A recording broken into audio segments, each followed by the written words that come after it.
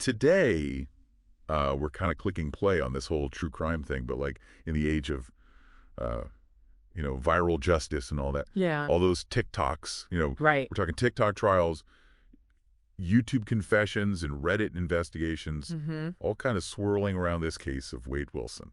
Yeah, it's really interesting how this one became such a big thing online.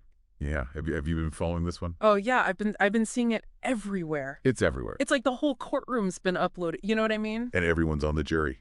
Yeah, and everyone's got the front row seat. That's true. That's true. Yeah. So you've been scrolling through all of it. I mean, every tweet, every comment. Yeah, pretty much. Every frame of those prison phone call videos.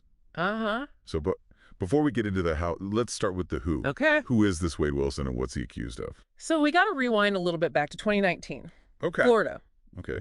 Wade Wilson gets convicted of murdering Christine Melton and Diane Ruiz. But this isn't like your usual case file, Yeah. This is where true crime meets the feed, and the whole thing just explodes. Okay. So true crime is definitely having a moment. Yeah. But what made this case everyone's like newsfeed obsession? I think it was TikTok, to be honest with you. Really? Yeah. TikTok. Who knew an app for, like, dance challenges Right.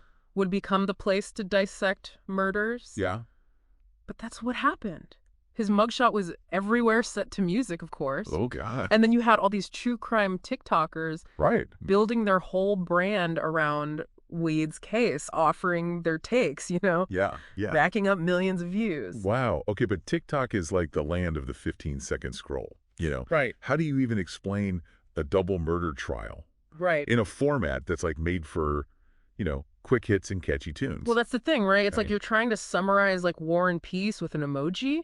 The problem is you only get this tiny sliver of the story, and it's probably stripped of all nuance and context. Right. But the scariest part is that people are deciding if he's guilty or innocent based on these little tiny pieces of information. Almost like justice by algorithm. Yeah, basically. And I don't think those algorithms are programmed with legal precedent. I don't think so either.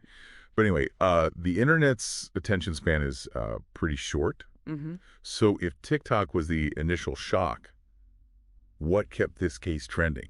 YouTube, my friend. YouTube. We went from those quick glimpses on TikTok Yeah. to like hours-long deep dives on YouTube. Really? Yeah, channels like Phone Calls from Prison and Jumpsuit Pablo built entire followings just around this guy. Wow. We're talking hours of footage of his phone calls from prison, calls with his supporters, his lawyers, his family, Wow. even weirder calls with his like self-proclaimed fangirls. Hold on, fangirls. Yeah, For a convicted murderer. I know. Okay, that's a whole other deep dive right there. That's a whole other thing. But this phone call footage, it wasn't like edited by lawyers or No. PR teams. No, this was raw stuff. This was straight from Wade Wilson. Exactly. Wow. And you know how they say too much of a good thing? Yeah. That applies here. Really? Some of the calls showed like a softer side, Okay. a man grappling with what he'd done. Yeah. But others, it got dark. How so? He would berate and manipulate the people who were supporting him. No way. Yeah, especially the women who were sending him money. Wow.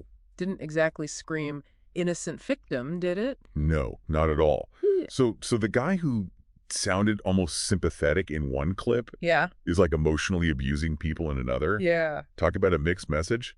And people were okay with this. Oh, yeah, they ate it up. Really? It was like they were invested. Interesting. You know what I mean? Like Yeah. suddenly you're not just watching a trial, you're almost participating. That's why You're forming these weird relationships with these people, including the guy accused of murder. Right. It's like the lines get all blurry. Between like a spectator and a fan. Oh, almost. And that's where things get really, really interesting. Yeah. And a little bit unsettling. Definitely. And that's where Reddit enters the chat, right? Oh, yeah, Reddit 100%. Of course. The land of infinite threads Right. became like the Wade Wilson headquarters. Oh, wow. It was like this digital war room. People were upset. We're talking court documents analyzed like line by line. Jeez. Crime scene photos zoomed in on like pixel by pixel. Wow. People were making timelines, debating them, reconstructing them. So it's like a crowdsourced investigation, Yeah. but with way more conspiracy theories and like way less oversight. Exactly. And that's the thing about internet sleuthing. It's Yeah. like a double-edged sword. On the one hand, you've got people who are just curious, Yeah. and they have these crazy digital skills, Right. uncovering stuff that nobody else even noticed. Right. But then on the other side, you've got all this speculation just running wild. Theories based on rumors and biases. Oh, yeah. Sometimes even straight up fiction disguised as fact. Which is terrifying. Yeah, it can be dangerous. How so? Okay, so imagine you're on the jury. Yeah. You're supposed to be impartial, right? Right. Only going by the evidence presented in court. But at the same time, you've also got like all these Reddit theories in your head, these stories that people have put together. Yeah. Who knows if they're true or not? Right. It's got to have some kind of impact. Oh, for sure. Yeah. For sure. You can't just like unsee all that stuff. Exactly. Even if you try not to think about it, it's still there in the back of your mind. It's true. It's true. It's like trying to solve a puzzle when everyone in the room's throwing pieces from different boxes at you. Yes. And some of them are just making stuff up as they go. Exactly. And the stakes are so high. Oh, they couldn't be higher. We're talking about someone's life here. Exactly. And we haven't even gotten to the whole public opinion part of it yet. That's true. That's true. Were people actually swayed by what they were seeing online? I mean, what was the general consensus? It was complicated, like most things online are. Right. But here's the interesting part. It was like this battleground online between two totally different camps. Really? Yeah, on one side you had the Wade Wilson fan club. Really? Really? They were like Team Wade? Oh yeah, big time. They were all about his rough childhood, Oh, God. his mental health struggles, Oh. the way he came across in those phone calls. Yeah. To them, he was a victim of circumstance, a Yeah. good guy who got dealt a bad hand. Is understood. Exactly. And then you had the other side, Okay. and they saw right through all that. Rip. They saw those phone calls, and they thought he was manipulating everyone, Interesting. especially the women who were sending him money. Oh, wow. They thought he was a master manipulator, Interesting. using his story to try and get sympathy. Wow. So the internet was like a space for character assassination and also like unexpected redemption arcs? Pretty much. And those two things were happening at the same time. Wow. That's wild. It's like blurring the lines. Exactly.